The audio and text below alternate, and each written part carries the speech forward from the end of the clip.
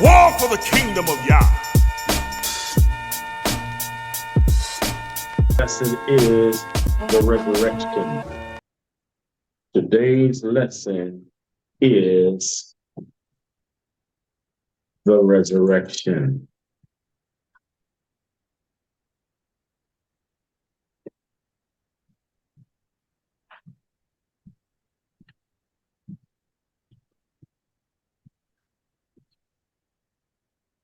All right.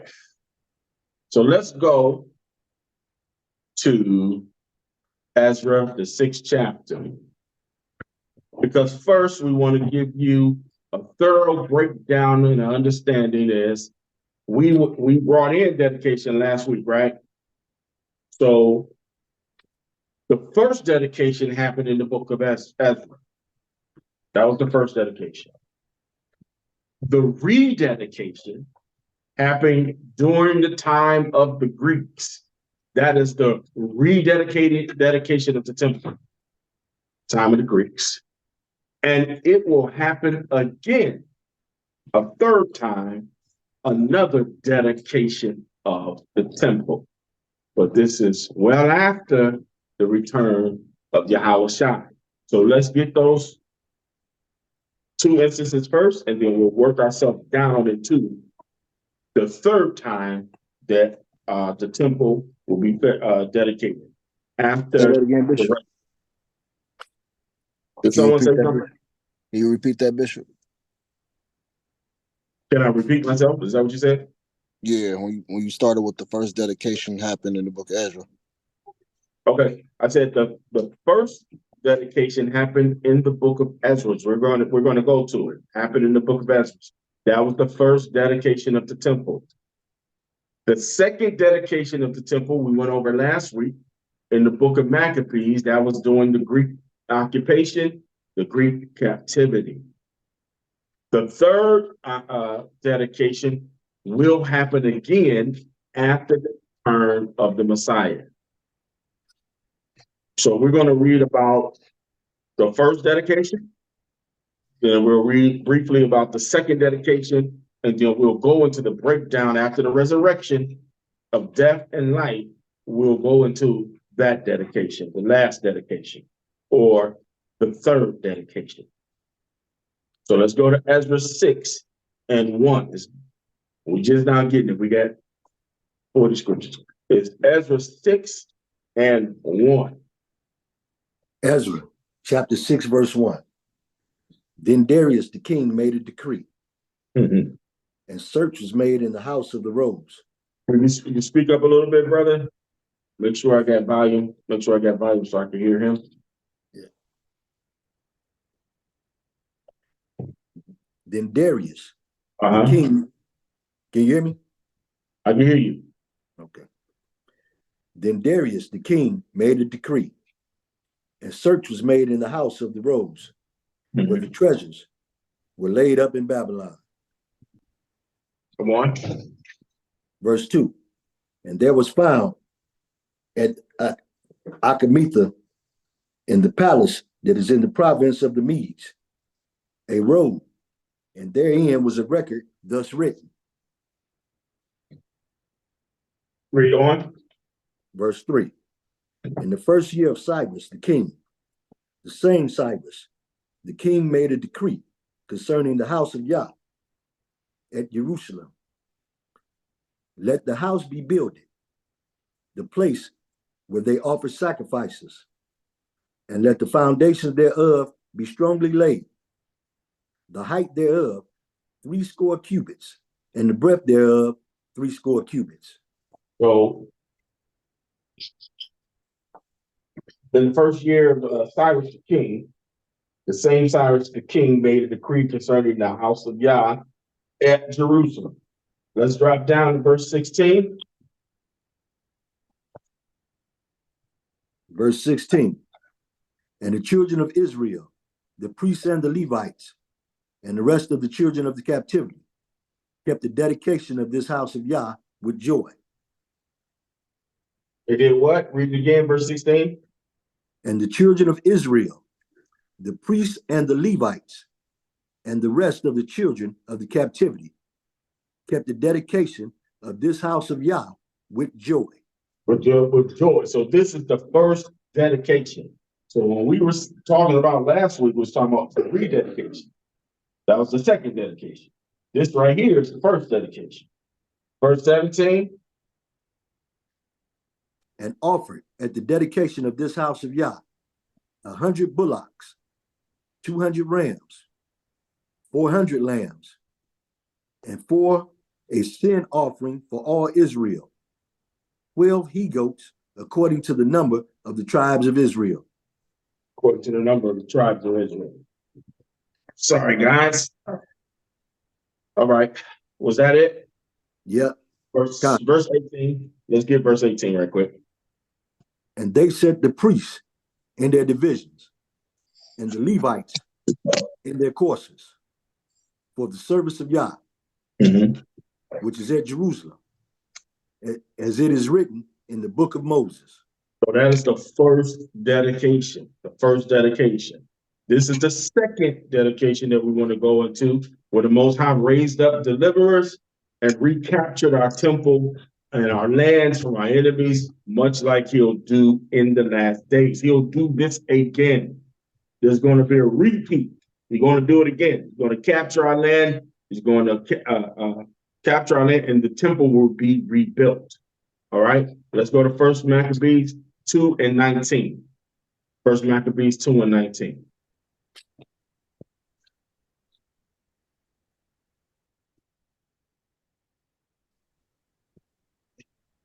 First Maccabees chapter 2, verse 19. Then Matthias answered and spake with a loud voice, though all the nations that are under the king's dominion obey him, fall away every one from the religion of their fathers, and give consent to his commandments. Read on. Verse 20. Yet will I and my sons and my brethren walk in the covenant of our fathers. We're gonna walk in the covenant of our fathers, meaning we're not gonna sin against the Most High. Come on. Verse 21. Yah forbid that we should forsake the law and the ordinances. Come on. Verse 22. We will not hearken to the king's words to go from our religion, either on the right hand or the left. We're not gonna be moved. We're not gonna be moved. We're not gonna go from the right hand to the left. Go to 1 Maccabees 2 and 42. Drop down to verse 42. Verse 42. Then came there unto him a company of Assyrians, who were mighty men of Israel, even all, such as were voluntary, devoted unto the law. Read on. Verse 43. We're gonna go to 48. Also, all they that fled for persecution joined themselves unto them, and were a stay unto them. Verse 44. So they joined their forces and smote sinful men in their anger and wicked men in their wrath. But the rest fled to the heathen for succor. Come on, read on. Verse 45. Then Matthias and his friends went round about and pulled down the altars. Verse 46. And what children soever they found within the coast of Israel uncircumcised, those they circumcised valiantly. They circumcised those children valiantly. Come on. Verse 47. To be circumcised. And they went for it. Hand me my toolbox over there. Come on. Verse 47. They pursued also after the proud men, and the work prospered in their hand. And the work prospered in their hand. Read. Verse 48. Come on. So they recovered the law out of the hand of the Gentiles. Out of the hand of the Gentiles, read. And out of the hand of kings. Neither suffered they the sin to triumph. So this is the second time the temple was dedicated, because we recovered the book of the law. See, we did it in Ezra, we did it in Maccabees. We recovered in the Maccabees. The cleansing and the dedication of the temple by Yahweh Shai will usher in the resurrection unto life and the resurrection unto death. Let's see how, let's go into how our temple was defiled in for the third time. Let's go to Luke. This is the third defilement. Let's go to Luke. Luke 21. Luke 21 and 24. Start at 24. We're going to read verses 24 and 27. The third defilement. Luke. It's book of Luke, chapter 21, verse 24. And they shall fall by the edge of the sword, shall be led away captive into all nations. Mm-hmm. Jerusalem shall be trodden down of the Gentiles until the time of the Gentiles be fulfilled. So they came in there and trodden down our lands. They came in there, trodden down our lands, and pulled down our temple walls. Our garrisons, our armies, we were defeated. Come on. And there shall be signs in the sun and in the moon and in the stars and upon the earth, distress of nations, the perplexity, the sea, the waves roaring, Stop. men's heart.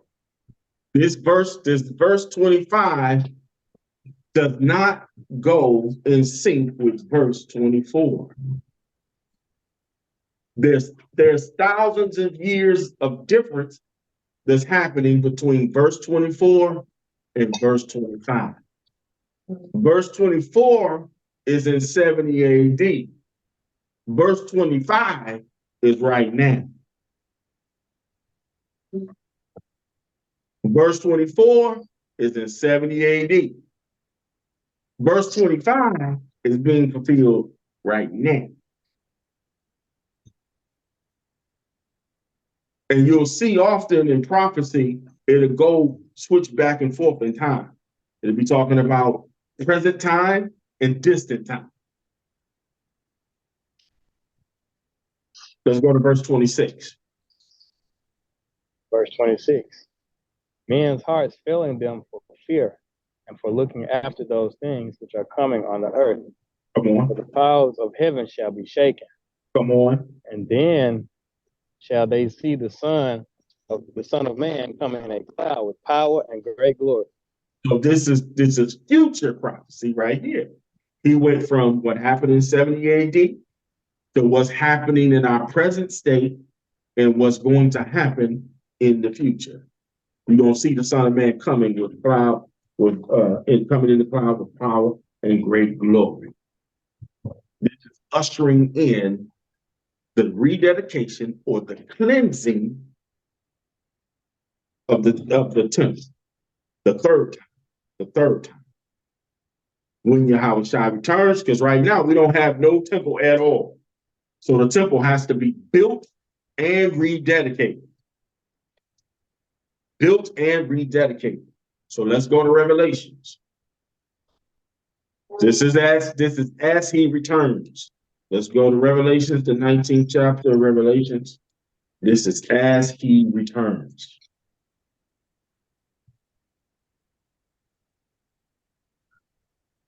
Revelation 19 and what, Bishop? Revelations 19, we're going to start at verse 1. We're going to skip around a lot. We're going to skip around a lot. Just don't y'all worry. We're going to skip. Revelation 19 and 1. Revelation 19 and 1. And after these things, I heard a great voice of much people in heaven saying, Hallelujah, salvation and glory and honor and power unto Yah, our Father. Our Father. Hallelujah. Praise to Yahweh. Verse 2. Verse 2. For true and righteous are his judgments. Mm-hmm. For he have judged the great whore. He have judged the great whore. Come on. Which did corrupt the earth with her fornication. And have avenged the blood of his servants at her hand. And have avenged the blood of the servants with her hand. The children of Israel living within her borders. The children of Israel that's living within her borders, they have they have had great destruction come upon them by this great whore. So how did she corrupt the earth, this great whore? How did she corrupt the earth? Now, part of her corrupting the earth is why the whole earth has to be cleansed. So not only do our temple have to be rededicated, but the whole earth has to be cleansed. Let's go to Galatians first. How did this great whore corrupt the earth? Galatians 5, let's go to verse 18 through 21. This is how she corrupted the earth with fornication and idolatry. Galatians 5:18. But if ye be led of the Spirit, ye are not under the law. You are not under the law. Oh, they say, you go to the Christian church, they say, oh, if you see, you don't need the law. They say, you don't need the law if you got the Spirit. Is that what they say? Yeah, you don't need the law if you got the Spirit. All right, let me get, hold that. Let's get Romans 7:14. Romans 7:14. Let me answer that. Because somebody might not understand what I'm talking about. Romans chapter 7, verse 14. Come on. But we know that the law is spiritual. Read it again. For we know that the law is spiritual. We know that the law is spiritual. So if you led by the Spirit, you're being led by what? You're being led by the law. Meaning the punishment for breaking Yah's law and his judgment. So if you break Yah's laws, if you're not in the Spirit, if you break Yah's laws, then you are subject to his judgment. But if you are led by his laws and you keep his laws, then you are not under the judgment. You understand that? Or did I lose? You understand that? All right. The law is spiritual. By observing it, we are walking in the Spirit. If you observe the law. Verse 19, let's go back. Galatians 5:19. I just wanted to get that Verse clear. 9, I see some verse new faces. 19. I want to make sure we all on the same page. Verse Galatians 19. 5:19. Now the works of the flesh are manifest, which are these: adultery, fornication, uncleanness, lasciviousness, Lasciviousness. idolatry. These are the works.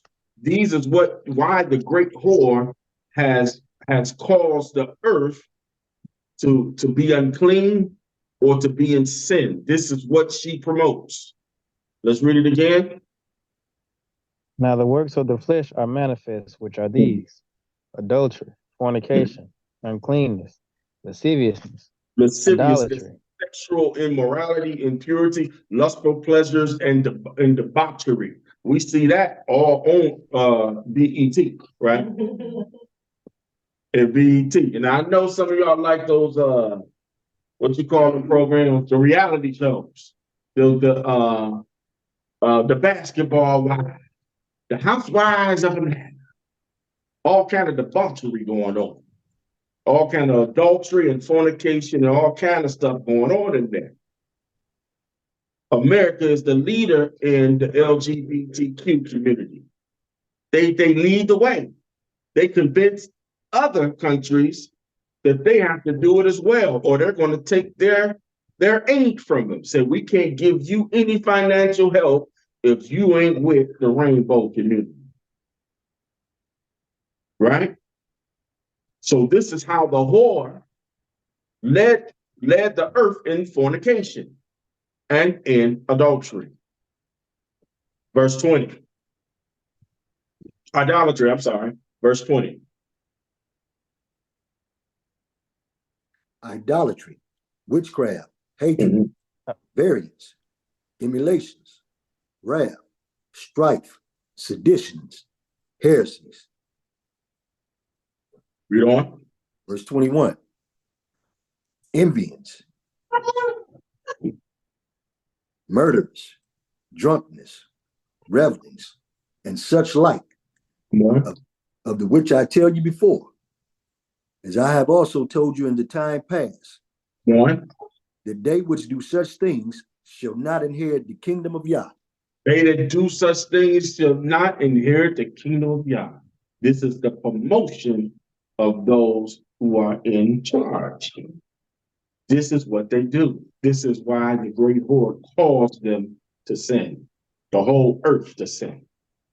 So the whole earth is in a state of confusion because the great whore has pushed this agenda, right? Verse Revelations 19:7.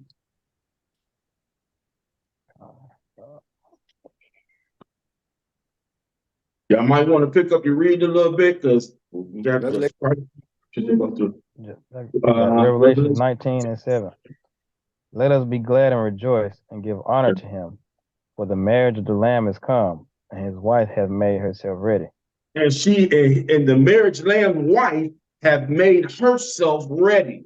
So during the time when the great whore is making the earth filthy and sinful, the wife of the lamb is making herself ready. 2 Corinthians 11:2. Let's get it. 2 Corinthians 11:2.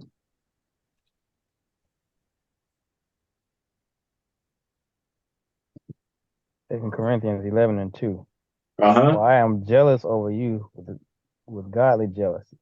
Come on. For I have espoused you to one husband, that I may present you as a to chaste one virgin to Yahweh. running around with idols. I only espoused you to Christ. I've only espoused you to the Messiah, but you running around worshiping other things. Come on. That I may present you a chaste virgin to Yahweh. That I may present you a chaste virgin unto Yahweh. Go back to Revelations 19:7, please. The wife has made herself ready. The wife has made herself ready. You have to make yourself ready. Revelation 19:7. Come on. Let us be glad and rejoice Mm-hmm. and give honor to him. Mm-hmm. For the marriage of the Lamb is come. Come on. And his wife have made herself ready. The wife have made herself ready. So let's go to Sirach now. Ecclesiasticus. Let's go to the book of Sirach. For the you that may not know, that's in the Apocrypha. Go to the book of Sirach, 39. Chapter 39, verse 31. Ecclesiasticus 39:31. Uh-huh. They shall rejoice in his commandment, and they shall be ready upon earth when need is, and when their time is come, they shall not transgress his word. Read it again for me, please. They shall rejoice in his commandment, and they shall be ready. Rejoice in his commandment. Come on. And they shall be ready upon earth. The wife is making herself ready. That's upon the earth. Come on. When need is, and when their time is come, they shall not transgress his word. And the wife is not going to transgress the word of the Most High, which makes us ready. It makes us ready. Let's go back to Revelations 19:8. Revelations chapter 19, verse 8. Uh-huh. And to her was granted that she should be arrayed in fine linen, Come on, clean and white, for the fine linen is the righteousness of saints. So this wife, or this wife that is making herself ready for the marriage of the Lamb, is granted unto her that she should be arrayed in fine linen, clean and white. For the fine linen is the righteousness of the saints. So what is that fine linen? What is the wife doing to make herself ready? And what is that fine linen? Deuteronomy 6:25. Let's see what the fine linen is. Y'all bear with 6. me. Walk this thing down, okay? We're going to get there. Deuteronomy 6:25. 6:25. Mm-hmm. And it shall be our righteousness if we observe to do all these commandments before the Most High power, as he has commanded us. What's the fine linen? Read it again. And it shall be our righteousness That righteousness of the saints is that fine linen, and it shall be our righteousness. Come on. if we observe to do all these commandments before the If Most we High. observe to do all of these commandments, that's that fine linen that he's talking about. To do all these commandments, come on. Before the Most High our power, as He hath Mhm. commanded us. That fine linen is keeping the commandments. That's how we make ourselves ready. We keep these commandments. Let's go back to Revelations 19 and 9. Revelations 19 and 9. Revelation chapter 19, verse 9. Mhm. And he saith unto me, Write, blessed are they which are called unto the marriage supper of the Lamb. Come on.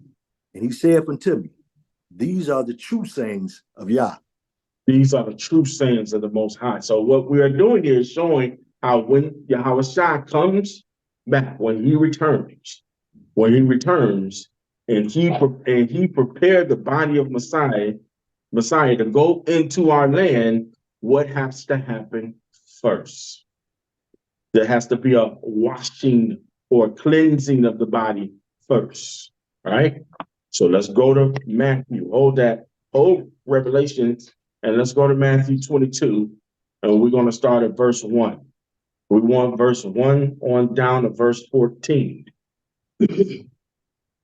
Book of Matthew chapter 22 verse 1. And Yahushua answered and spake unto them again by parable and said, The kingdom of heaven is like unto a certain king, which made a marriage for his son, and sent forth his servant. So Yahushua himself is saying, hey, the kingdom of heaven is like this. Which we just read in Revelations, the 19th chapter, about the marriage supper between the woman and the lamb, the wife and the lamb. Now Yahushua is going to explain further in his teaching.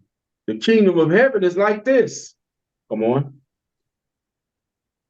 The kingdom of heaven is like unto a certain king, which made a marriage to his son, and sent forth his servants to call them that were bidden to the wedding, and they would not come.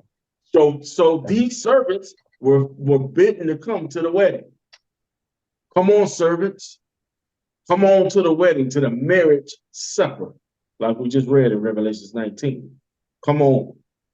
Bid them to come to the wedding.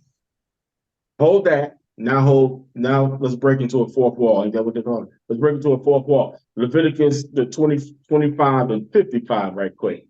Let's see who these servants are, who he's talking about. Leviticus 25 and 55. Let's see who the servants are. We're going to come back to Matthew. Just let me get Leviticus 25 and 55 real quick. Verse 55. For unto me, the children of Israel are servants. We'll read it again. For unto me, the children of Israel are servants. Children of Israel are servants. These are the servants that Yahushua is talking about. Let's go back to Matthew. These are the servants that Yahushua is talking about. It's not just anybody. He ain't talking about anybody. He's talking about the children of Israel, the ones that he's bidden to come to the wedding, the ones that he's bidden to come to the wedding to make marriage with the son. That's who he's talking about. Come on. And they would not come. These servants would not come. Let's see why. Let's read verse 4. Matthew 22 and 4. Again, he sent forth other servants, saying, Tell them which are bidden, Behold, I have prepared my dinner, my oxen and my fatlings are killed, and they are ready, and things are ready. Come into the marriage. Come on to the marriage, servants. Come on. But they made light of it and went their ways, one to his farm, another to his merchandise. They wasn't thinking about the wedding. They wasn't thinking about the wedding. The wedding here is the kingdom of Yah. I want you to understand that the wedding he's talking about is the kingdom of Yah. Come on. And the remnant took his servants and entreated them spitefully and slew them. Come on. But when the king heard thereof, verse 6 again. Read verse 6 again. Read up a little bit out. Verse 6. And the remnant took his servants and entreated them spitefully and slew them. And the remnant took the servants, which are the Israelites, and entreated them spitefully. and slew them. And slew them means killed them. So who do you think who got slew? Who are these servants that were slew or that was killed or treated spitefully? Who were they? Prophets. Say again. The prophets. The prophets, the Messiah, and the apostles. The prophets, the Messiah, and the apostles. Because he sent a remnant and took them to the service to say, hey, we need to keep the Most High's laws so we can get out of here. And they said, I ain't thinking about that. I ain't thinking about you. I ain't thinking about them laws. I'm trying to get down with the good old U.S., the Great Hawk. I'm trying to get on with the Great Hawk and do my thing. Verse 7. Verse 7. But when the king heard thereof, he was wroth, and he sent forth his armies and destroyed those murderers and burned up their city. Read it again. Read it again. Read it again. But when the king heard thereof, he was wroth, and he sent forth his armies. He sent forth his armies. Come on. And destroyed those murderers and burned up their city. So wait a minute. So the king is the father. Who did he send to destroy the servants? I thought we just said the servants was the Israelites. Didn't we just say the servants was the Israelites? We just proved it through Leviticus, right? Yeah. So the king is the father, and he sent forth, and he was wroth because they wouldn't come to the wedding, meaning they wouldn't keep the commandments. He was wroth. So he sent forth, who did he send forth? His armies, and destroyed those murderers who killed the prophets and the Messiah and the apostles and burned up the city. So who did it? Who was the one that did it? The Father. Sent forth who? Your enemy. He sent your enemy's army in there to destroy the temple in 70 AD. He sent them in there because they wouldn't come. He's keep on saying, come, keep the commandments. What are y'all doing? Come on to the marriage supper. Come on in here. I'm married to you. I'm espoused to you. And we kept on saying, we're good, y'all. We good. We good. We rather keep sinning. We good. We're going to keep on doing this lascivious and debauchery. We love debauchery.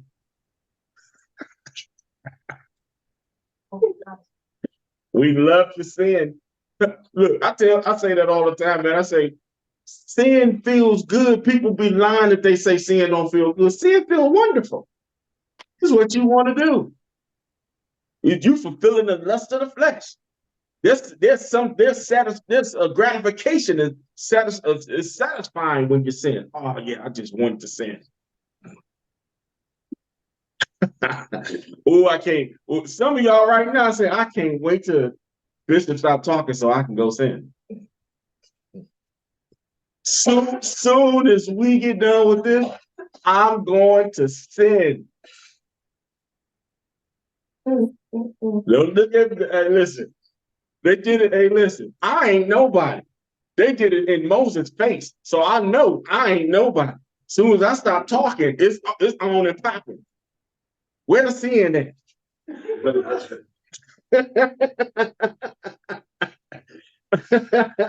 It's on. Where the sin at? Show me where the sin is. So I can keep on lying and cheating and whoremongering and committing adultery and covetousness and evil and hate my brother and sister and doing all kinds of stuff. It feels good. Feel good. He's fulfilling the lust of the flesh. All right. Verse 8, right? We have verse 8. Verse 8. Then saith he to his servants, the wedding is ready. The wedding is ready. But they which were bidden were not worthy. But they that is, hey, listen, the kingdom is ready. It's right. The harvest is right. but the laborers are few. It's ready. We ready. Come on in here. We're ready. You keep on being resistant to it. Nah. Yeah. I'm gonna do something else. Being the truth ain't hard. It ain't hard. Our people just don't want to live up to a moral code. You want to live any old kind of way and do your own thing and be out there doing nasty things. I can't be on so highly on social media without seeing some stuff that's making it clap and stuff that's on the I don't what they doing on the ceiling. They're on the ceiling and doing the splits and what is going on here? Your father must be very proud of you, young lady.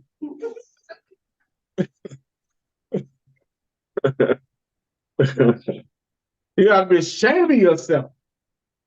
And you doing this for likes? Just for somebody to hit a like button? You don't think too much of yourself. You all spread ego all over the dang on internet. Everybody can see everything from the rooter to the tutor, everything. For a like. For somebody to say, I like that. Wonder why they call you. No, let's go ahead. Let's see. Where we at? Verse 9. Uh-huh. Go ye therefore into the highways, and as many as ye shall find, be it to the marriage. Go into the highways. He's instructed us. Go. This is why, brothers, when we teach on the street, go to the highways. And as many as you shall find, as you should find like-minded, because some of them is just Negroes. They not coming. I almost said the other word. Some of them just ain't going. Hey, listen, we used to be on the street teaching. This ain't for you. Keep going. This ain't for you. Keep going. We ain't talking to you. I ain't talking to you. I'm talking to that one behind you. I ain't talking to you because you's a nibble. I'm bidding those who the Spirit is directing us to bid them to come to the supper. Come on.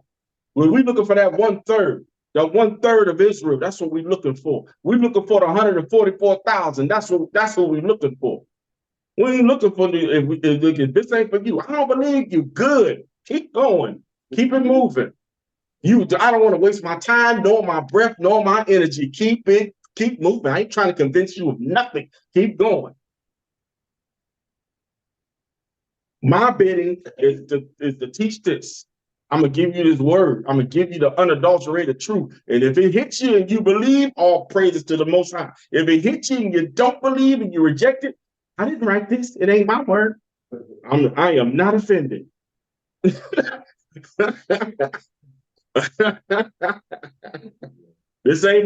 didn't write this. So if you don't like what you just heard, cool. Yep. Fine by me. Well, excuse me, Negro. Can you tap that believer right there? All right. Where we at? Verse 10. Verse 10. So those servants went out into the highways and gathered together all as many as they found, both bad and good. And the wedding was furnished with guests. The wedding was furnished with guests. But you notice it said both bad and good, because we're gonna have some bad actors in here. We're gonna have some bad actors, but they believe, but they just bad. They struggle. Some bad actors. Come on. Verse 11. And when the king came in to see the guests, he saw there a man which had not a wedding garment. He saw when the king came, he saw a man that didn't have a wedding garment. What's the garment? We just talked about it. What's the garment? Righteousness. What did we call it earlier, though? What do we call it though? Yes, The it's the fine law. white linen. Fine linen. Yeah. Fine The linen. Yeah. garment is that fine linen. The keeping of the commandments, that fine linen.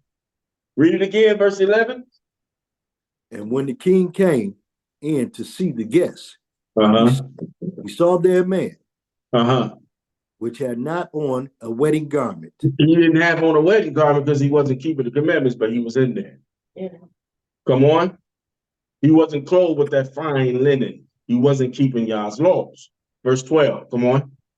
And he said unto him, Friend, Mhm. how camest thou in hither, not having a wedding garment? You don't have no wedding garment on. You're not keeping Yah's laws. Read. And he was speechless. And he was speechless. Like many Israelites gonna be in that day. Speechless. I should have been keeping Yah's laws. Come on. Then said the king to the servants, Mm-hmm. Bind him hand and foot, Bind this Negro up. Come on. and take him away, And come on. and cast him into outer darkness. Cast him in outer darkness. Read. There shall be weeping and gnashing of teeth, Come on. for many are called, Uh-huh. but few are chosen. It's only a few of us that's gonna make it. That part right there ought to terrify everybody in here and under the sound of my voice. It's gonna be many Israelites gonna wake up and know, oh, I'm Israel. But they ain't gonna make it because they're gonna refuse to keep Yah's laws. And knowing that they're Israelite is good enough for them. I don't have to change. I don't have to be a new creature. All I got to do is understand that I'm Hebrew. I know I'm Israelite. I'm a Hebrew. But I ain't got to do nothing this Bible says. They've been bended to the wedding. They in there. But they ain't gonna keep Yah's laws. He said, bind him up. So when is this gonna happen? We're talking about the condition or the state of the world, the state of our people at the return of Yahweh. When is this gonna happen? Let's get the book of Ezekiel.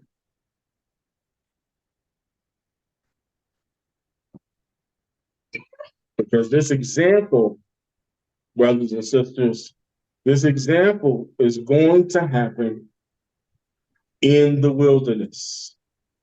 This parable that Yahweh, this very real parable that Yahweh,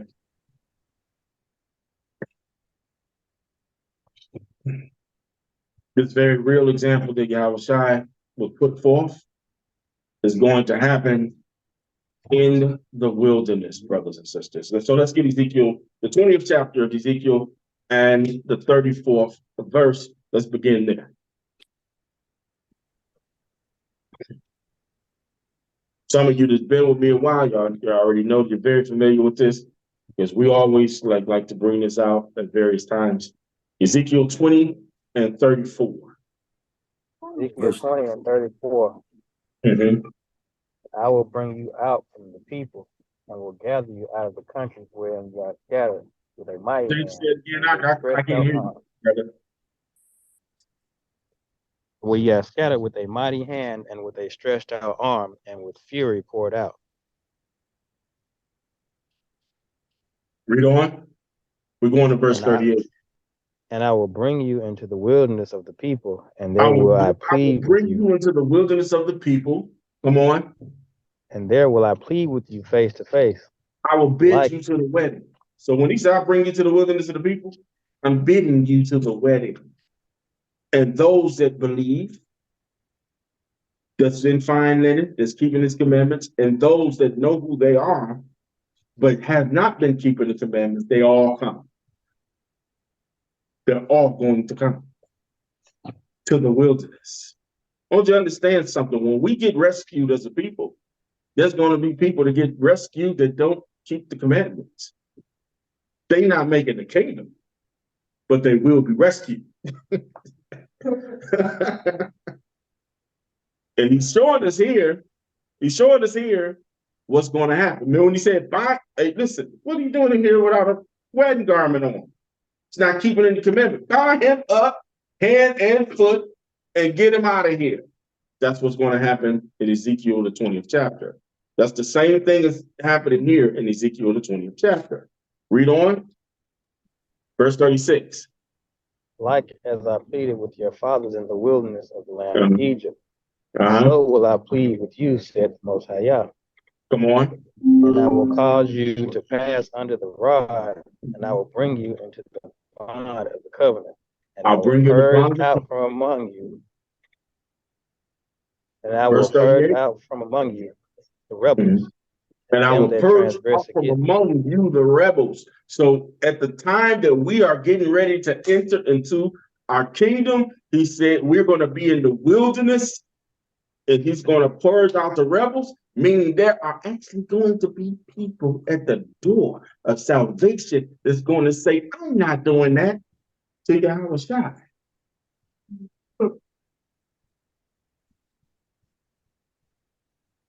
That's what he just said. He said, I'm gonna bring you under the bond of the covenant.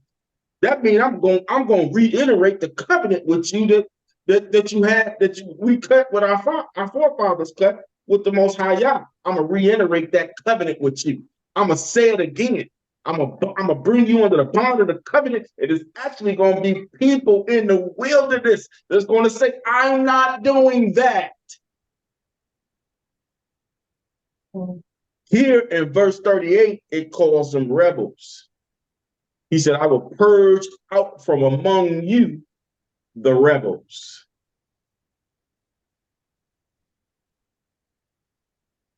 Yeah. Sound like black folks to me. Only black folks do stuff like this.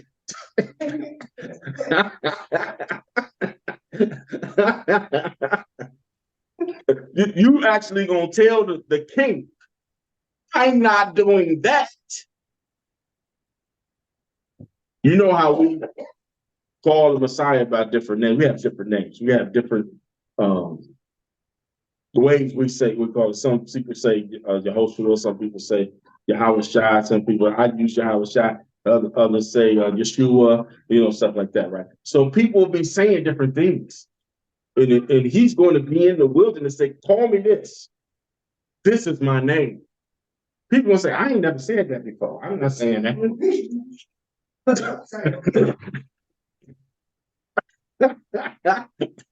I don't believe that's the correct Hebrew, Yahweh Shai. Excuse me, where is Yah? I need to talk to him because you listen. They were trying to argue doctrine with Yahweh Shai.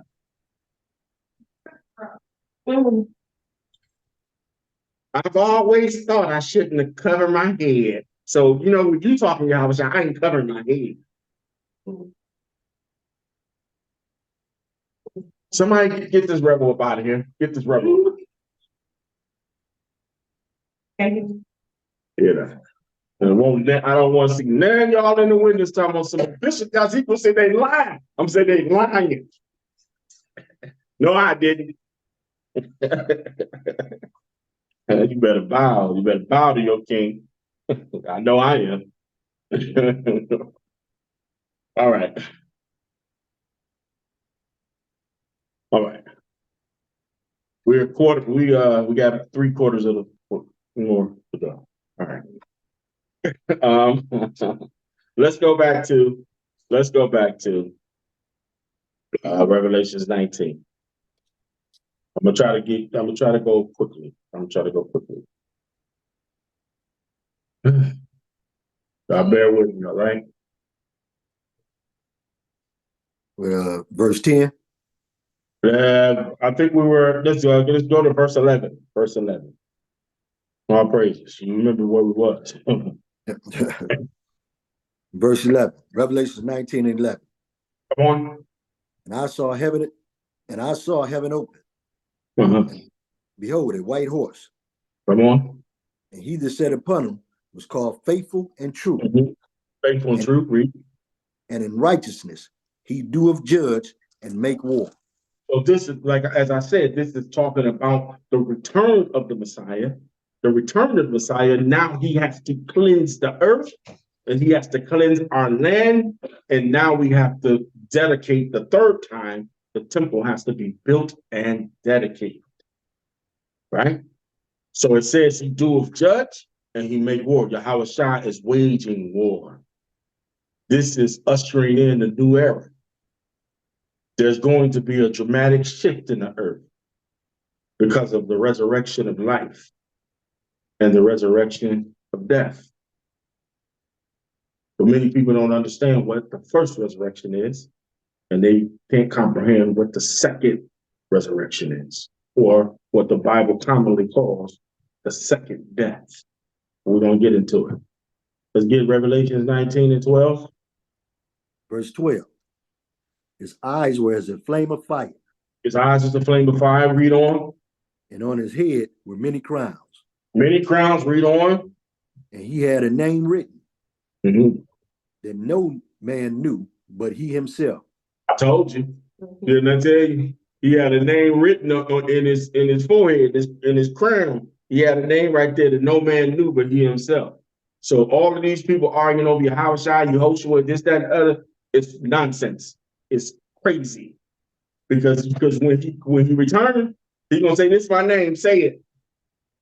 We all better be finding ourselves saying that name or get cast out.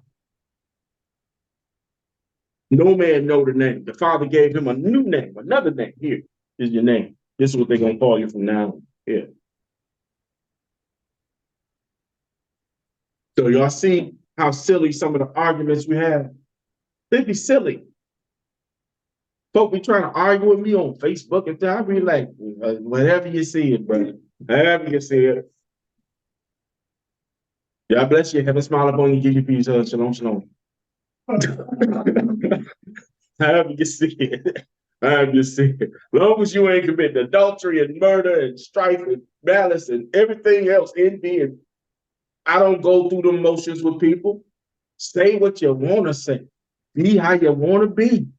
You better be finding yourself to keep these commandments, though.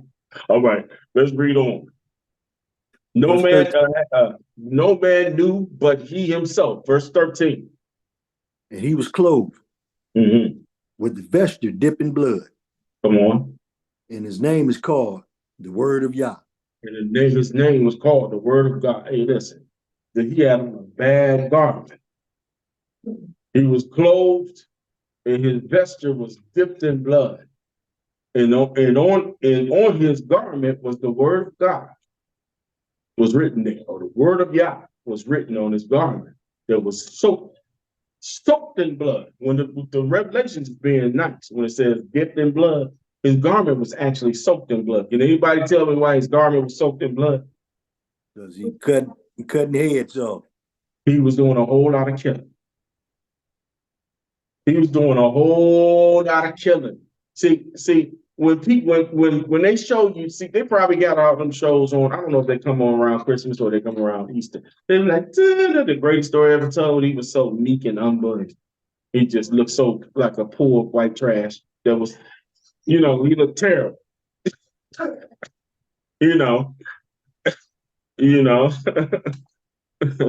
He just looked terrible in the, just so meek and lonely and malnutrition, you know what I'm saying?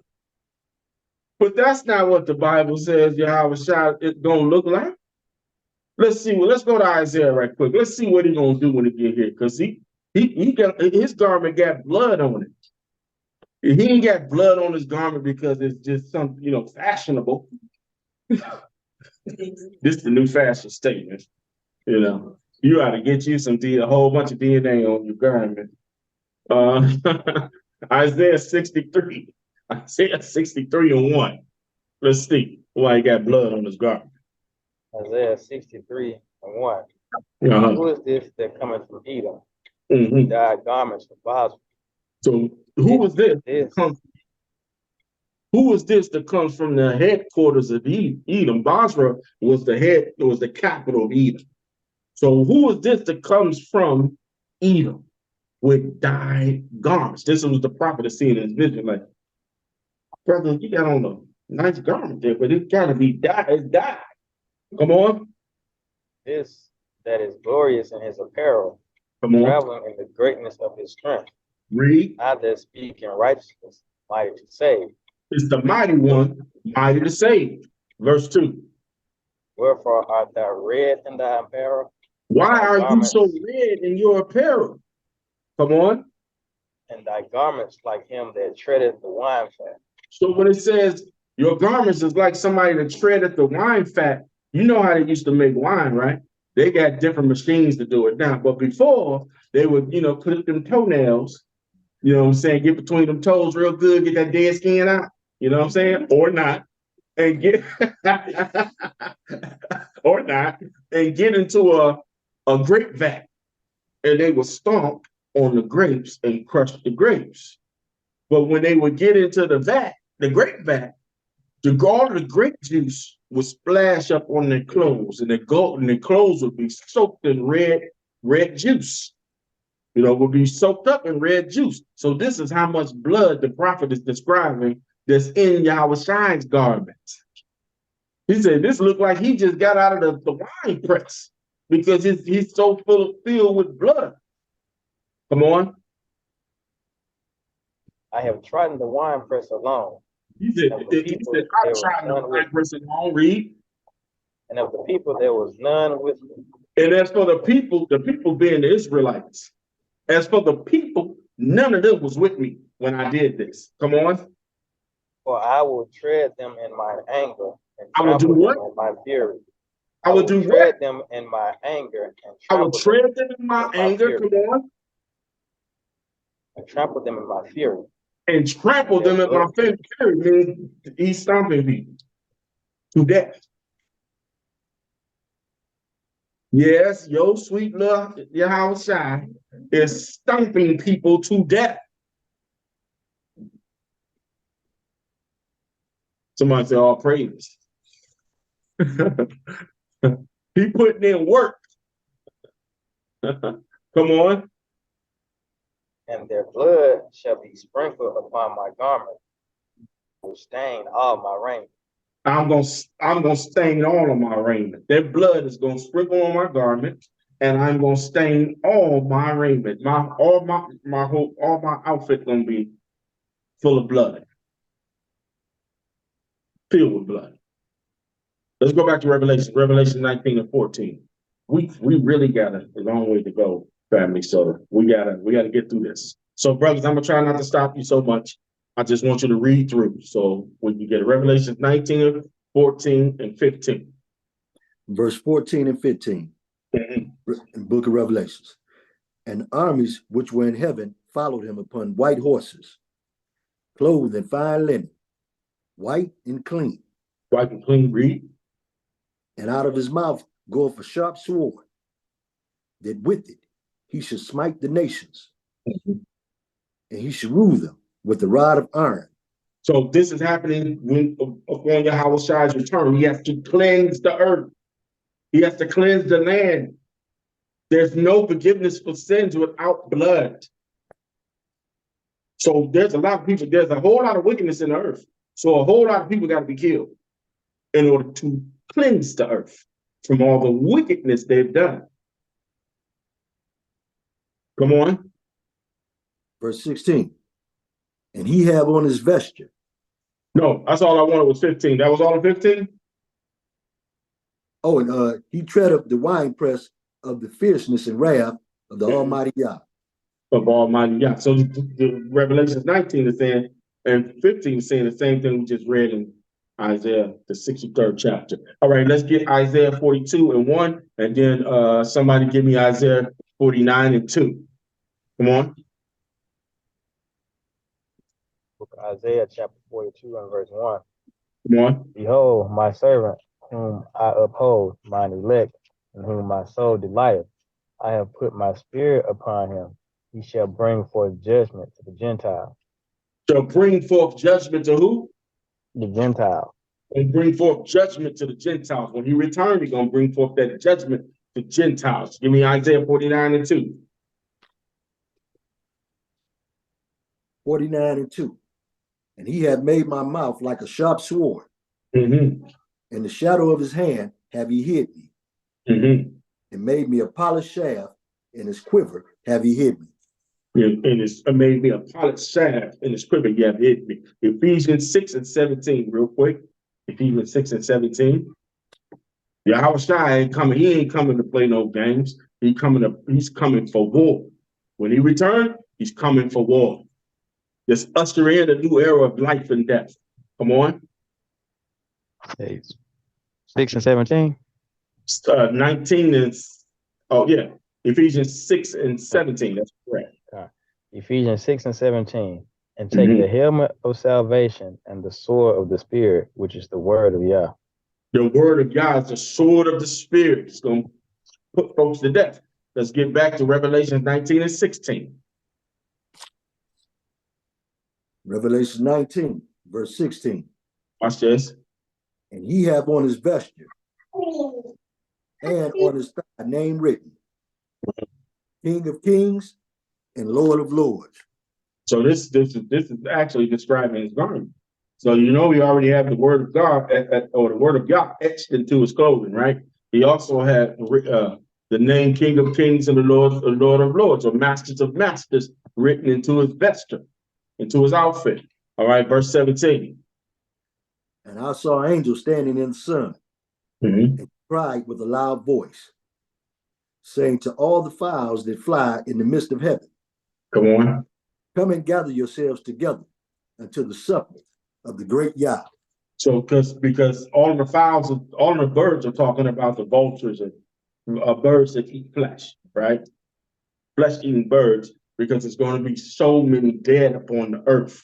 This is why, just a short side note, let me read this again. Watch this.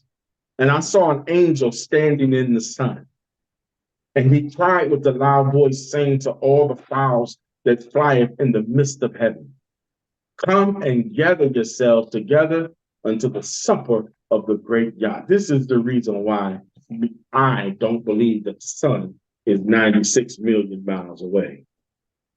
The angel was standing in the sun talking to the birds. Ain't no birds 96 million miles away in space. The angel, the angel is standing in the sun talking to, in the midst. You see where it says, in the midst of heaven. In the midst of heaven. The angel is standing in the sun in the midst of heaven talking to the birds. Come on and feast, birds. All these folks that you're outside and put to death. That was just a little side note. Let's go back to Revelation 19 and 18. Something for you to chew on. Chew the fat on. Write a side note on there and do your own study on it. If you believe with everything you saw tell you, 96 miles away, you go out there like a burner. You got to run in the house to get some air. Sun right there. Moon right there too. We ain't gonna go into that. All right, Revelation 19 and 18. That ye may eat the flesh of kings, and the flesh of captains, and the flesh of mighty men. You read on? And the flesh of horses. I'm trying to just go ahead and read. Down 21. All the verse, just read. Yeah. And of them that sit on them, and the flesh of all men, both free and bond, both small and great. Verse 19. And I saw the beasts and the kings of the earth, and their armies gathered together to make war against him that sat on the horse, and against his army. Come on. Verse 20. And the beast was taken. The great whore, the good old US of A, the great whore, the beast was taken. Come on. And with them the false prophet that wrought miracles before him. Christianity, the wrought miracles before him is Christianity. Come on. With which he deceived them that had received the mark of the beast. Mark of the beast is his policies, his belief system, his laws. This is all contributed to his mark. Come on, his system of belief. Come on. And them that worship his image. These both were cast alive. Read it again. And the beast was taken, and with him the prophet that wrought miracles before him, And the beast, I think you might have broke up a little bit. It said, and of the beast, and them that worshipped his image, the image of Caesar Borgia, but not of the Messiah. Come on. These both were cast alive into a lake of fire, burning with brimstone. Read on. And the remnant were slain with the sword of him that sat upon the horse, which sword proceeded out of his mouth, and all the fowls were filled with their flesh. So Babylon the Great destroyed Esau's kingdom, crumbling. Let's go to Revelation chapter 20. What verse? Revelation chapter 20, starting verse 1. And I saw an angel come down from heaven, having the key of the bottomless pit. The bottomless pit is Europe.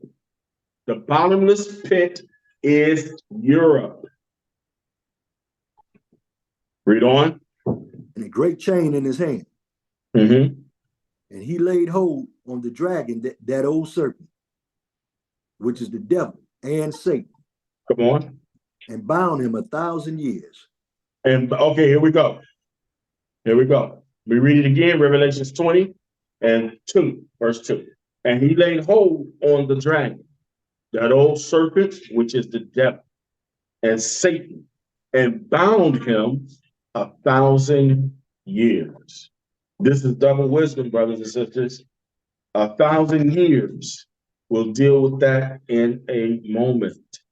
Remember, he was bound, Satan was bound for 1,000 years. Remember in verse 1, I just said the bottomless pit was Europe. That is the bottomless pit. Let's go to Revelations 20 and 3. And cast him into the bottomless pit. Okay, he cast him into the bottomless pit. Come on. And shut him up. And set a seal upon him. Read. That he should deceive the nations no more. And the Satan or the devil should not deceive the nations no more. Come on. Till the 1,000 years should be fulfilled. 1,000 years should be fulfilled. Now, question. Let me ask you a question. Is it likely that the Most High would take the spiritual demon Satan, lock him up for 1,000 years, give us peace and tranquility, and then say, "Go let Satan out," and then he get back out and create havoc again on the world? Do y'all think that's likely to happen? Already happened. So what are we talking about here? What are we talking about when it says that an angel came down from heaven with a key to the bottomless pit, a great chain in his hand? That bottomless pit is Europe. I'm gonna prove that in a moment. Laid hold to the dragon, that old serpent, the devil, and Satan, and bound him for 1,000 years. What does it mean that he bound him for 1,000 years? When you get to verse 3, it says, and cast him into the bottomless pit and shut him up and sealed him and put a seal upon him that he should deceive the nations no more till the 1,000 years be fulfilled. And after that he must be loose for a little season. He gonna let Satan out again after he done bound him up? So our thinking about what or who Satan is here must be wrong if we think this is talking about the spiritual demon Satan. No, it's not talking about the spiritual demon Satan. He's talking about folks that are Satan on earth. They must be locked up 1,000 years. So when did that happen? Can we prove that folks who I like to call the devil, can we prove that they were locked up for 1,000 years? And now that little season, we're in that little season now. Can we prove that? Can we prove that? They over there working too. Look, them minds is working over there. So first, this is what I want to do. I want to go to a two-part prophecy. Let's go to a two-part prophecy. I'm gonna break the prophecy down, and then we're gonna go back to Revelation. So let's go to Isaiah 24 and chapter 24 and verse 20. We're gonna read 20 and 21, then we're gonna stop and then go to 22 and 23. Let's break this prophecy down. Isaiah So what? what is going on here? What is he talking about? Devil gonna be locked up for 1,000 years, and then the devil gonna be released for a little while. What is he talking about? Let me show you. Isaiah 24 and verse 20. Isaiah 24 and 20. Earth shall reel to and fro like a drunkard, and shall The be earth shall removed. reel to and fro like a drunkard, like a drunkard. How do a drunkard act? Unsteady, right? A drunkard act unsteady on his feet, right? So the earth is going to be rocking. Come on. And shall be removed like a cottage, Going to be removed like a couch. Come on. and the transgression thereof shall be heavy upon it. The transgression, meaning the judgment on earth is going to be heavy on it. It's a heavy payment for all of the sin that's in it. Come on. And it shall fall and not rise again. It shall fall to earth in its current condition, shall fall and not rise again. Read on. This is going to happen how? In many wars. I want to make that point. The reason the earth is rocking is because there's some fighting going on. Right now, as we speak, there's 183 conflicts around the world, 183 nations that are at war. We use the word conflict because they didn't just declare war necessarily, but there's war, 183 of them around the planet Earth. The Earth is rocking to and fro, right? There's some fight going on. Verse, where we at? Verse 21. Come on. 21, yeah. And it shall come to pass in that day that the Most High shall punish the host of the high ones that are high. And the So he's kings going to of punish the host of the high ones, meaning he's going to punish who's ever in charge of the earth. Whatever nation that rules the earth, he's going to punish. Come on. that are on high, and the kings of the earth upon the earth. Upon the earth. So Esau, Edomites, they are the high ones who are ruling all over the planet Earth. When at one time the Israelites were ruling all over the planet Earth. I don't want to move too far. I don't want to move too fast. At one time, the Israelites ruled the world. Y'all probably already there now. You know what I'm talking about. The Israelites ruled the world for 1,000 years. They called it medieval times, or they called it the Dark Ages. It's when all of Europe had the Israelite kings, all of North Africa, all of West Africa, kings in the Byzantine Empire in Asia, it was known as Asia Minor, and ruled all the way over to the great river, the river Euphrates, and also ruled over here on this side, on the western side of the world. Israelites ruled all over the planet. Now, let's get verse 22.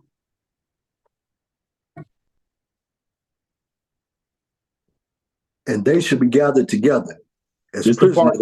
is part 2 of that prophecy. Part 2, read. And they shall be gathered together as prisoners are gathered in the pit. In the pit, the same bottomless pit that we're talking about in Revelation. And they shall be gathered together in the pit, meaning Europe. They're going to be gathered together in Europe, in the pit. Come on. And shall be shut up in the prison. And be shut up in the prison. Come on. After many days shall they be visited. Read on. Then the moon shall be confounded. After many days, after the Renaissance era, after many days, they shall be visited. And the moon shall be confounded, meaning there's going to be a great war. World War III, a great war. Come on. And the sun ashamed. Uh-huh. When Yah of hosts shall reign in Mount Zion.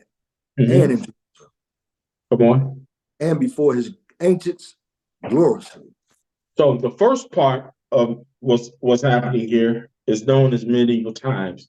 That was from 496 to 1450, 53, starting with the fall of Constantinople in 1450, 55.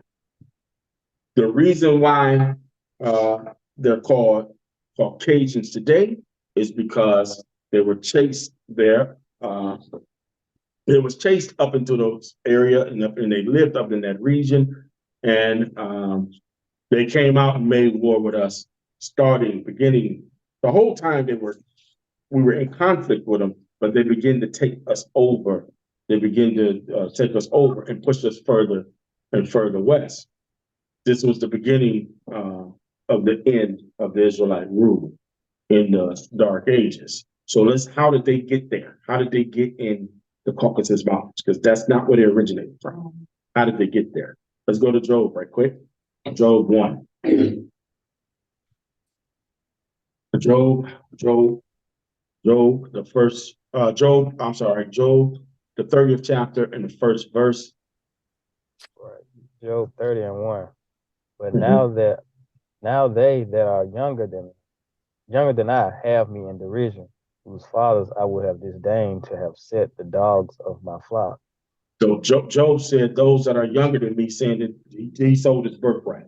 This is the prophecy. He's younger than us now. We switch birthrights. Come on. Yeah, whereto might the strength of their hands profit me, in whom old age was perished. For want and famine they are solitary, fleeing into the wilderness in former time, desolate and waste. Come on. Who cut up mallows by the bushes and juniper roots for their meat. Come on. They were driven forth from among men. So this is how they got into the mountains. This is how they got into the Caucasus Mountains. It was driven forth from among men. Come on. They cried after them as after thieves, after a thief. Takes them back up into the Caucasus Mountains. Come on. Watch this. It's going to tell you. Come on. To dwell in the clefts of the valleys and caves of the earth and in the rocks. They dwelled in the clefts and in the valleys, in the caves of the earth, and in the rocks. It's so easy a caveman can do. That was them. The Caucasus Mountains. Your first caveman was your so-called Caucasian. That's verse 7. Verse 7. Among the bushes they brayed, under the nettles they were gathered together. Come on. They were children of fools. Yeah, children of base men. They were viler than the earth. They were viler than the earth. Come on. And now, am I their song? Yeah, I am their byword. And now we're their byword. They were viler than the earth, but now they call us dicks and spits. And the Gritos. Ain't that right, Sister Joseph? She ain't here in the Philippines. They call them the Gritos over there in the Philippines. You know. We're in Revelations, the 20th chapter. Let's go back to it. They were violent in the earth. Now we're violent in the earth. They consider us violent, and now we're their byword. Revelations 20 and 4. Revelation chapter 20, verse 4. And I saw thrones, and they sat upon them, and judgment was given unto them. And I saw the souls of them that were beheaded for the witness of Yahushua. Come on. And for the word of Yah. Come on. And which had not worshipped the beast. Neither his image, neither had received his mark upon their foreheads. Come on. Or in their hands. Read. And they lived and reigned with the Mashiach 1,000 years. And they lived and reigned with Mashiach for 1,000 years. This is the second 1,000 years. It's not the same as the first one we read about. It's not the same. I'm going to prove that to you. This is this is Christ's reign, or the Mashiach's reign for 1,000 years. The first reign in verse 20, the first reign in chapter when we first started off, that reign right there, that was in medieval times. Then the devil was let loose for a little season. And we in that little season now. This one right here, this is something altogether different. And we're about to prove it to you. The first time we ruled was 1,000 years. We ruled wickedly, though, and under a wicked system. But the Messiah's rule is going to be a righteous and just rulership. Let's get Daniel 7:22. Excuse me.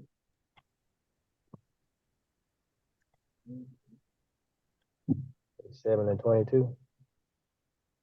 You know what? Let's just go back to Revelations. It's I'm gonna bypass a couple of those scriptures there. I think y'all getting it, what I'm saying. Revelations 20 and 5. Let's just go back to Revelations 20 and 5. And let's go into it. That 1,000-year rulership. Let's go into it. Revelations 20 and 5. But the rest of the dead lived not again until the 1,000 years were finished. This is the The first rest of the dead lived not again until 1,000 years was finished. This is called the first resurrection. The first resurrection. Let's get First Thessalonians real quick. It's going to describe for us the first resurrection. First Thessalonians, the 4th chapter, and the 13th verse. I want verses 13 through 18. First Thessalonians 4 and 13. But I would not have you to be ignorant, brethren, concerning them which are asleep, that ye sorrow not, even as others have no hope. Come on. For if we believe that Yahushua dies and rose again, even so them also which sleep in Yahushua will Yah bring with him. Come on. For this we say unto you by the word of the Most High, that we which are alive and remain unto the coming of the Most High shall not prevent them which are asleep. So the folk that believed Yah, who kept his commandments, and those after the death, burial, and resurrection of Yahushua, that believed on Yahushua, that has died in this truth, those are going to come with those that are alive and remain. We're going to come together into Yahushua's 1,000-year rulership. Into Yahushua's 1,000-year rulership. Now, most people say, "Oh, when he comes back, we're just gonna be with him forever and ever and ever and ever." It's true. We're all gonna be with him forever, but he's only gonna be his kingdom and rulership is going to be for 1,000 years. That's his reward for what he did. That's his reward, his just reward for what he did. All right, read on. For the Master himself shall descend from heaven with a shout, with the voice of the archangel, and with the trump of Yah, and the dead in Yahushua shall rise first. The dead shall rise first. Come on. Then we which are alive and remain shall be caught up together with them in the clouds to meet the Most High in the air, and so shall we ever be with the Most High. Come on. Therefore, comfort one another with these words. So that's that 1,000-year rulership. Let's get Revelations again. Revelations 20 and 6. That is called the first resurrection. That is called the first resurrection. Let's get Revelations 20 and 6. Chapter 20, verse 6, book of Revelations. Blessed and holy is he that have part in the first resurrection. In the first resurrection that we just read about, Thessalonians. Read. On such the second death have no power. The second death has no power on those of the first resurrection. The second death has no power on those of the first resurrection. The second death has no power over those that are of the first resurrection. Read on. But they shall be priests of Yah and of Yahushua. Come on. And shall reign with him 1,000 years. They're going to reign with Yahushua 1,000 years. So what is the second death? Let's go to 2 Maccabees 7 and 14. I know we moving now. We're moving kind of fast because I don't want y'all falling asleep on me. 2 Maccabees 7 and 17.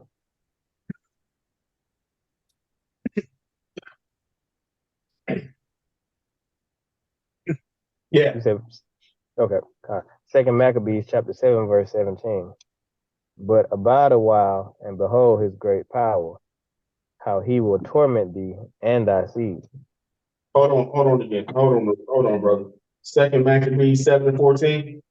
14, book of Second Maccabees, chapter 7, verse 14. So when he was ready to die, he said thus, it is good being put to death by men to look for hope from Yah to be raised up again by him. As for thee, So to look for hope from Yah to be raised, the first resurrection, up again by him. We just read that in Thessalonians. That's the first resurrection. This particular Israelite is getting put to death by a Gentile. He's getting put to death by a heathen, right? So he's saying, so he was ready to die and said thus, it's good being put to death by men to look for the hope of Yah to be raised, the first resurrection, in that first resurrection, up again by him.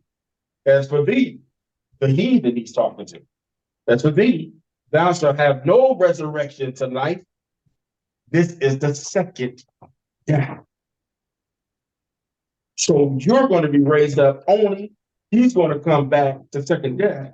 He's going to come back after Yahweh's 1,000-year rule. He said, for you won't be raised up in the first resurrection, but you will come back in the second death. You will come back in the second death. Meaning this heathen, when he is raised up, his judgment, he'll be put to death again.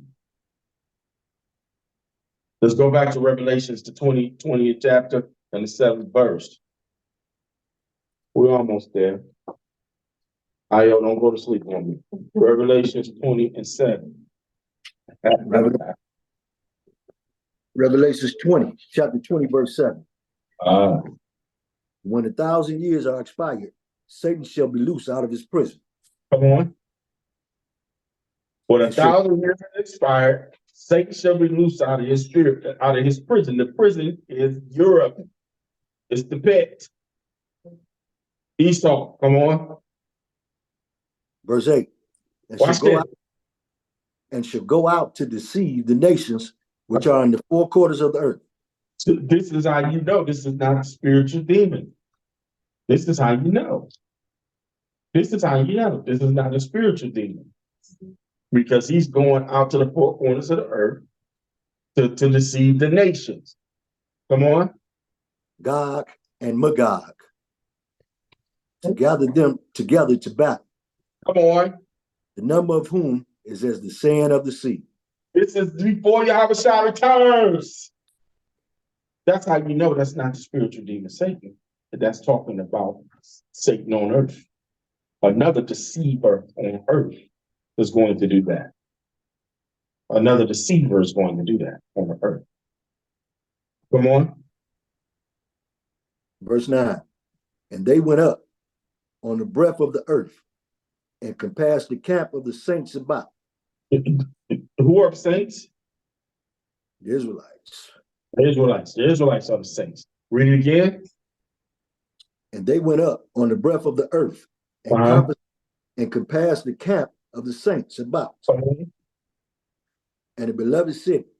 The beloved city is Jerusalem. Come on. And fire came down from Yah out of heaven and devoured them.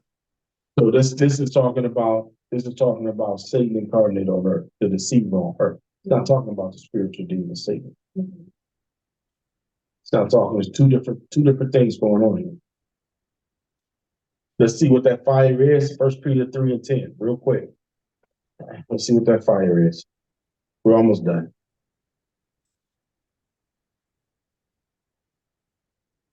First Peter 3:10. 1 Peter 3:10. For he that will love life and see good days, let him refrain from his tongue from evil. I'm sorry. I'm in second Peter. I'm sorry. 2 Peter 3:10. But the day of Yah will come as a thief in the night, in the which the heavens shall pass away with a great noise, and the elements shall melt with fervent heat. The earth also and the works that are therein shall be burnt up. Shall be burnt up. Read. Verse 11. Seeing then that all these things shall be dissolved. What manner of persons ought ye to be in all holy conversations and godliness, Come on. looking for and hastening until the coming of the day of Yah, Come on. wherein the heavens, being on fire, shall be dissolved, Mm-hmm. and the elements shall melt with fervent heat. Come on, nuclear blast. Nuclear blast. Go back to Revelations 20 and 10.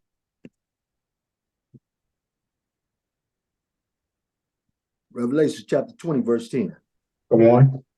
And the devil that deceived them was cast into the lake of fire and brimstone, Come on. where the beasts and the false prophets are, Mm-hmm. and shall be tormented day and night forever and ever.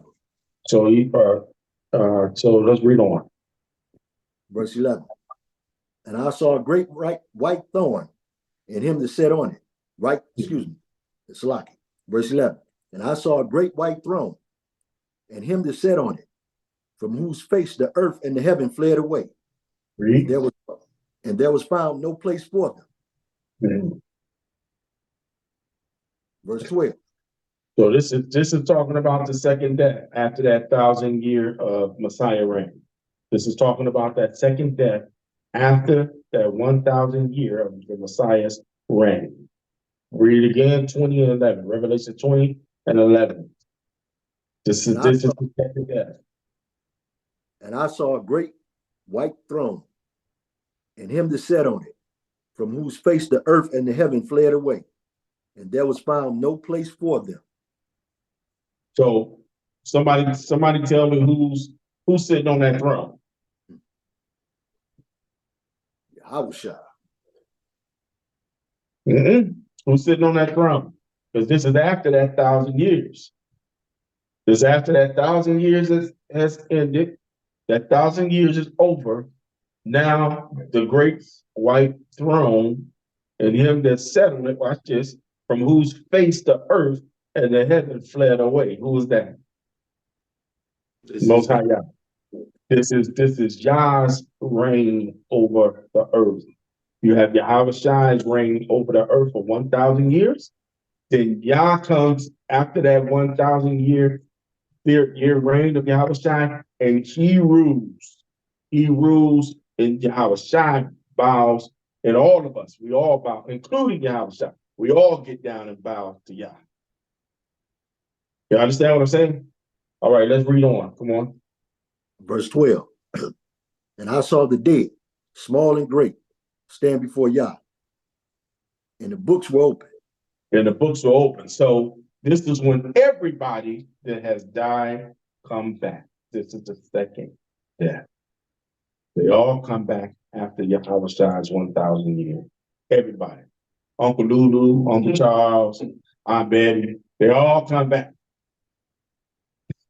They all come back to get judged. So the final judgment, even in Yahweh's rule, is not yet. Everybody understand that?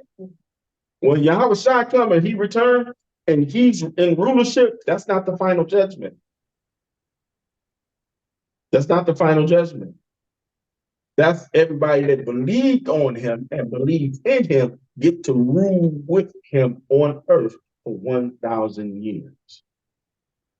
That's why we are heirs and joint heirs with the Messiah. Have anybody ever read that before? Have you ever wondered why I called you a joint heir? What? If you're a joint heir, if you inherit something and then you become a joint heir, that means you inherit too, right? So when the scripture says we are heirs and joint heirs with the Messiah, that means we inherited something too. We inherited something that we didn't deserve. You got a windfall from old Uncle Betty or something. You know? Oh, I didn't know Uncle Betty. He left me all that money.